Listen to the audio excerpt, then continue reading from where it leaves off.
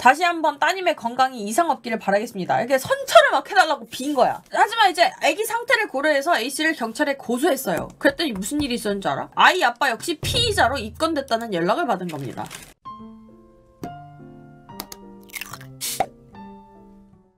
심신미약에 대해서 오늘 알아봅시다. 자, 심신미약은 심신장애로 인하여 사물을 변별할 능력이나 의사를 결정할 능력이 미약한 상태를 말한다. 책임 능력이 떨어진다고 보아 처벌이 감경될 수가 있다. 이게 정말 어이가 없는 건데 이제 가장 우리가 흔히 알고 있는 게 정신병력이나 이제 음주의 경우에 이 얘기가 되게 많이 나온단 말이야. 유명한 예시를 들어보자면요, 여러분. 일단 여러분도 알고 있는 조두순 사건이 있습니다. 조두순 씨는 지금 1952년 10월 18일생 69세고요. 전과가 18범입니다. 그냥 인생 자체가 범죄자라는 뜻이에요. 전과가 18범. 이 사람은요, 그 악명 높은 삼천교육대에도 갔다 왔던 놈이에요. 자, 무슨 일이 있었냐면 2008년 12월 11일 경기도 안산시 단원구의 한 교회 건물 화장실에서 근처 초등학교로 등교하던 피해자 A양을 발견하고 너 이 교회에 다니니? 라고 물었다. 이때 피해자가 아니라고 대답하자 이 교회에 다녀야 한다며 입을 막고 번쩍 안아 교회 건물 유리문을 밀치고 A양을 1층 복도 끝에 있는 화장실로 끌고 들어갔다. 화장실 문을 닫고 변기 뚜껑을 내리고는 A양을 강제로 눌러앉혔다. A양에게 자신의 성기를 빨라고 시켰으나 싫다고 저항하는 A양의 안면을 폭행하고 아이의 뺨을 물어뜯었다. 이어 목을 졸라 기절시킨 뒤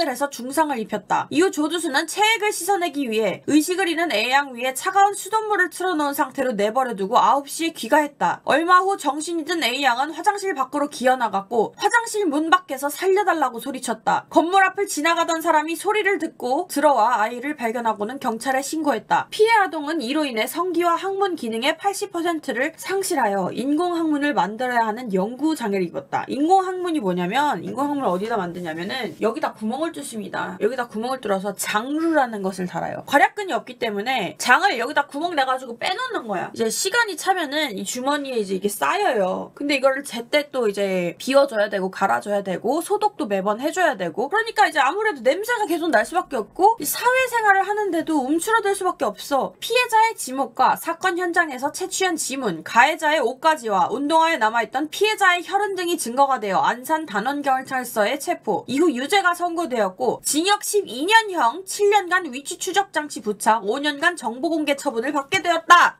1심 판결문을 읽어보면 심신미약이 인정되었으며 항소심과 대법원의 판결은 조두순의 항소와 상고를 기각하고 원심을 인정한다는 판결이다. 아니 이 뻔뻔한 항소를 했대. 이 형은 너무 과하오 이러면서 항소를 했대. 아, 보면서 짜증난다 진짜. 여러분, 자, 사실 12년형은 당시 사회에서는 성범죄자에게 적용할 수 있는 징역형 중에서 상당히 중형이었고 심신미약이 인정된 이상 그보다 더 무거운 형벌을 선고할 수 없기 때문. 이게 말이 돼? 그러니까 이 변별하거나 의사를 결정할 능력이 미약한 상태인데 피해자를 어떻게 마음을 먹어? 내 성기를 빨아달라는 의사는 결정을 할 수가 있어? 술 취해서 심신미약인데 바지는 어떻게 벗었대 진짜? 피고인의 처는 피고인이 이 사건 범행 시각 이후인 2008년 12월 11일경 귀가하였으며 그때 피고인이 사고를 쳤다고 자신에게 말한 적이 있다고 진술한 사실. 지가 뭘 했는지 안 해. 지가 뭘 했는지 아는데 이거를 심신미약을 해준다고? 여러분, 문재인이나 이재명 같은 인권 변호사 출신들은요 이런 범죄자들한테도 인권이 있다고 해요. 조두순의 인권을 위해서 지금 우리가 낸 세금으로 조두순한테 매월 120만원씩 연금 들어가고 있는 거 아세요? 여러분 6.25 참전 유공자가 40만원을 못 받는데 이런 놈한테 우리 세금으로 연금 120만원씩 들어가는 거 알아요?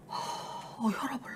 와, 여러분 나 지금 귀에서 심장박동 뛰는 소리 들려. 뭔지 알지? 와, 혈압 올라. 이제 음주로 가장 유명한 케이스였지. 이번에는 장애로 인해 가장 유명한 케이스 알려드릴게요. 장애로 인해 가장 유명한 케이스. 자, 사건 당일 피해자 정상윤 군은 5살인 첫째 형의 치료를 위해서 사회복지관에 방문 중이었다. 형이 치료 수업을 받는 동안 정 군은 엄마와 함께 3층의 복도에서 기다리고 있었는데 이때 발달장애 1급 장애인인 2군이 나타나 정 군의 손을 끌고 어디론가 이동하기 시작했다. 2군의 안면을 기억하던 정 군의 어머니는 처음에는 대수롭게 여기지 않고 따라가다가 있었다. 이군이 갑자기 건물 외부로 통하는 창문으로 가자 다급히 제지하려 하였다. 하지만 이군은 그대로 건물 밖으로 나가 정군을 난간 너머로 들어올린 상태로 정군의 어머니에게 미소를 지은 후 손을 놓아 떨어뜨렸고 정군은 어머니의 눈앞에서 9.4m 아래로 추락했다. 정군은 급히 병원으로 이송되었으나 뇌출혈로 결국 사망하였다. 와, 심장 뛰어. 어떻게 저게 범죄로 인정 안 됨? 장애로 인한 심신미약. 근데 문제는 뭐냐면요. 발달장애 1급은요. 절대로 혼자서 단독 행동을 해서는 안 돼. 어떻게 튈지 모르니까. 특히 남자 발달장애인들은요. 마음은 아이야. 그냥 한두 살 정도라고 보면 돼. 마음은 앤데 몸은 힘이 넘쳐나. 웬만한 일반 여성보다 힘이 셉니다. 특히 아이들이 이제 식사도 많이 하고 그러기 때문에 좀 벌크업 돼 있는 경우도 굉장히 많아요. 그래가지고 이 친구들은 제어가 안 돼요. 그렇기 때문에 반드시 단독 행동해서는 안 되고 반드시 활동 보조인이나 보호자와 함께 있어야 하는데 근데 이군의 활동 보조인은 김씨고 활동 보조인 등록만 해놓고 자신의 어머니 백씨에게 이군을 위탁하였다. 즉 자신이 활동 보조인으로서 받을 돈은 다 받으면서 정작 한 것은 없었다는 말. 그리고 백씨는 이미 다른 장애인의 활동 보조를 담당하였고 즉 당시 이 백씨는 2명의 장애인을 담당하고 있었다. 가해자 이군은 나이는 19세였지만 기능 수준은 5살 수준만도 못한 상태였다. 다만 자폐 성향이 극단적으로 심각했을 뿐 IQ 59 정도로 경도 지적장애 수준이다. IQ 59면 우리 반숙이랑 애비 정도인데 IQ가? 고양이 수준인데? 자신이 피해자에게 무슨 일을 했는지조차 모르고 기억도 하지 못한다고 한다. 그러므로 비장애인과 동일한 기준으로 그의 행동을 판단해서는 안 된다. 아무런 이유 없이 아이를 던진 것은 마치 아이들이 아파트 옥상에서 인형을 떨어뜨리는 것과 같은 그저 단순한 행동이었던 것으로 보이며 아이를 던지면 미소를 지은 것도 별다른 의미가 있어서 한 행동은 아닐 가능성이 높다고 한다. 이런 상황을 보면 그가 무죄를 받은 것도 과한 게 아니다. 형벌이란 교화시키고 재사회화하는 것을 목적으로 하는데 그는 뇌기능 수준 자체가 서너 살 수준에 불과하기 때문에 아무리 가르치고 설명해 주어도 나아질 가망이 전혀 없기 때문이다. 이해를 할 지능 자체가 없다시피 하므로 책임 능력이 아예 없는 상태의 사람에게는 책임을 지게 해도 의미가 없는 것이다. 근데 여러분 여기서 문제가 뭔지 알아요? 아무도 책임지는 사람이 없어. 부정수급자로서 원래 돈을 받고 이군을 보호했어야 됐던 김씨를 고발했는데 결과는 혐의 없음으로 나왔어. 그리고 진짜 문제는 이군은 몇 달 전에 복지관 교육이 이미 끝났대. 그래서 그 장소에 있을 이유도 없었어. 당시 그곳에 있었던 거는 그냥 순전히 백씨 탓이야. 백씨. 그 부정수급한 사람의 엄마 백씨. 그래가지고 활동보조인 이 백씨가 업무상 과실치사로 기소가 되었는데 유죄를 선고받았습니다. 활동보조인의 의무에는 교육이나 훈계 등이 포함되지 않고 그저 정신질환자의 활동이 보다 자유롭도록 보조할 뿐이라는 것이다. 아 미치겠다 진짜. 가해자 이군은 법적으로는 심신미약, 심신상실로 무죄. 결국에 이 사건은 아무도 처벌을 받지 않는 형태로 종결이 되었습니다. 해당 복지관 및 담당 구청의 피의자의 보조인, 가족 등 관계자들에게서는 피해자 유족들에게 일체의 사과도 없었다고 한다. 가해자의 부모가 문자로 미안하다고 한 정도가 고작이었다고. 그나마도 그 뒤에 가해자를 키우느라 너무 힘들었다. 이해해달라라는 말이 따라붙은 제대로 된 사죄라고 할 수 없는 형식적인 말뿐이었다. 어디서 많이 들어본 것 같지 않아요? 내가 아까 올린 거? 자, 20대 남성 A씨 14개월 아기 앉은 의자를 그냥 냅다 집어던지죠? 아무 이유 없어. 우당탕탕 소리가 들려서 옆을 보니까 아이 의자가 뒤로 넘어가 있고 아이는 바닥에 나뒹굴어서 자지러지게 울고 겨우 CT 촬영해서 결과를 봤더니 뇌진탕 3주 진단받았어요. 여러분 아기는요 태어날 때요 엄마의 산도가 좁잖아요. 그걸 이제 뚫고 나오는 거란 말이야. 그래서 어떻게 돼 있냐면 아기의 두개골이 막 딱딱하지도 않고요. 이게 조각조각 나뉘어져 있습니다. 그래서 나올 때 이렇게 눌려가지고 나와요. 그리고 이게 우리가 알고 있는 그 정상적인 두개골이 되는데 한 18개월 정도가 소요됩니다. 그러니까 그때는 머리 잘못 부딪히면 그냥 죽어. 죽을 가능성이 굉장히 높아. 뇌진탕 진단 3주가 얼마나 심각한 건지 알아? 성인한테도 심각한데 애기한테는 훨씬 심각한 문제란 말이야. A씨 부모가 빠른 시일 내에 쾌유가 되길 바랍니다. 저희 아들은 조현병 양극성 장애로 장애인 3급입니다. 다시 한번 따님의 건강이 이상 없기를 바라겠습니다. 이렇게 선처를 막 해달라고 빈 거야. 하지만 이제 애기 상태를 고려해서 A씨를 경찰에 고소했어요. 그랬더니 무슨 일이 있었는지 알아? 아이 아빠 역시 피의자로 입건됐다는 연락을 받은 겁니다. 사건이 종료된 이후에 가해자를 때린 행위를 했기 때문에 정당방위가 성립하지 않습니다. 아니 여러분 미친놈이 갑자기 와가지고 내 자식이 앉아있는 애기 의자를 팍 던져가지고 애가 떨어져가지고 막 울고불고 난리가 났어. 그거 데려가서 안 때려? 그거를 잡고 선생님 지금 아이를 때린 이유가 무엇인지요? 같이 경찰서 가십시오. 가십시다. 그게 돼? 내 새끼인데? 아직 태어난 지 2년도 안 됐는데 14개월밖에 안 된 애기가 책임을 묻는 다른 방법이 존재하므로 정당행위 성립도 어려워 보입니다. 아니 다른 방법이 무슨 다른 방법이 있는데? 어떡해?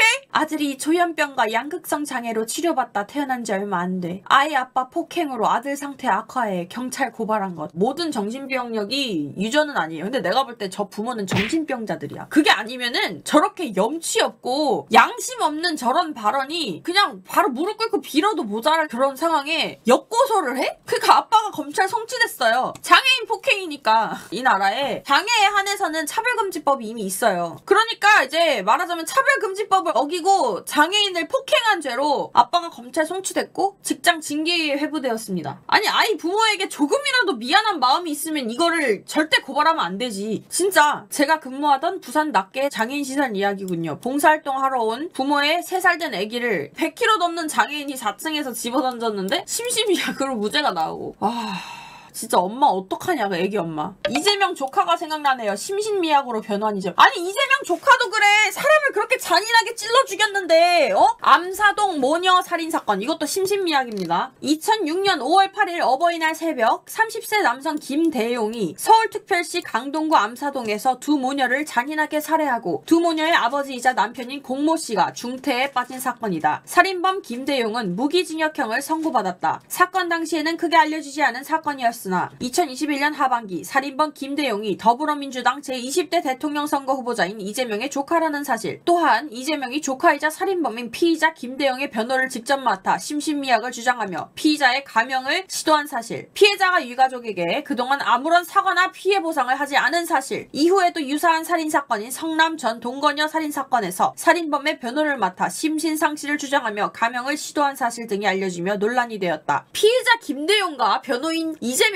무기징역이 선고된 1심 결과에 불복하고 항소장을 다시 제출하였다. 아니 지가 뭘 잘했다고 벌이 너무 세다고 이거를, 아니 사람을 2명을 잔인하게 살해하고 아니 이거를 항소를 해? 그러다가 2021년 11월 19일 김병찬이 전 연인을 스토킹하다 살해한 사건이 발생했다. 이 사건은 직후 엄청난 국민적 공분을 샀고 여성 커뮤니티가 들끓었다. 그런데 때마침 대선 전국 중이었고 민주당 대선 후보 이재명의 조카가 김병찬보다 훨씬 흉악한 사건의 살인자였다는 사실이 본격적으로 알려지기 시작했다. 그런데 정작 여성 커뮤니티와 여성단체에서는 이재명을 비난하는 경우를 찾아보기 어려웠다. 여성 커뮤니티는 애초부터 김병찬 살인사건을 정치적인 동기로 크게 이슈화했다가 이재명 조카의 살인사건까지 같이 이슈화되자 이후에는 180도 바뀌어 정치적인 이유를 들어 김병찬 사건을 쉬쉬하기 시작했다. 때문에 초반에 엄청난 이슈를 몰고 왔던 김병찬 살인사건도 빠르게 묻혀갔다. 아니 이게 이재명 때문에 지금 이런 심각한 살인사건도 지금 묻혀야 되냐고. 그리고 이재명 이렇게 얘기를 했어. 변호사라서 변호했고요. 안타까운 일이지요. 모든 범죄의 피해자들은 억울한 것이고 그 점에 대해서 제가 멀다고 할 수도 없는 어쨌든 친척들의 일을 제가 처리할 수밖에 없었는데 그 억울함에 대해서 제가 말씀드린 겁니다. 가슴 아픈 일이고 다시 한번 사과드립니다. 그리고 그 인터뷰가 끝나갈 무렵 다른 기자가 조카분 변호사라고 말을 시작하자마자 이재명은 기자의 말을 끊으며 그 얘긴 그만 좀 합시다. 아까 했는데 라고 신경질적으로 반응했다. 근데 가족이라 어쩔 수 없었다라고 하기에는 여러분, 한동훈은 자기 처남이 성범죄 저질렀을 때 죄를 지었으면 죄값을 치러야죠. 이게 정상적인 법조인의 태도입니다. 여러분, 무슨 지금 받은 벌 감형해주세요, 심신미약이었어요, 이런 주장을 하는 게 말이 되냐고. 그런 부분이 문제가 되는 거지.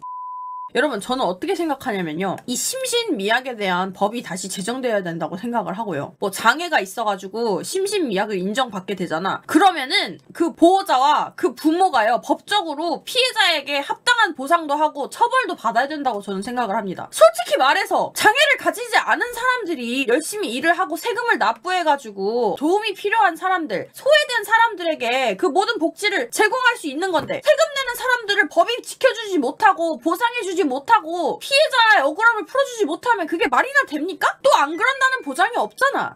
여러분, 지적장애 막 1급이고 이러잖아. 그럼 진짜 심각해가지고 인지능력이 없지만 지적장애 상급은 여러분 기억나요? 저한테 와가지고 막 시비 걸고 김소연 변호사 딸들 죽여버리겠다고 협박한 백성현 기억나요? 걔가 조현병이 있는 애야. 걔가 지가 한 짓에 대한 자각을 못할 것 같아요? 아니? 나 아프리카 방송 켜고 메이플 스토리라고 했는데 와가지고 사과도 했어, 미안하다고. 근데 걔도 내가 고소를 했지만 심신미약에 장애가 있는 조현병 같은 정신병력이 있는 사람들은요 거의 처벌을 하지 않아요. 그 법이 잘못됐다고.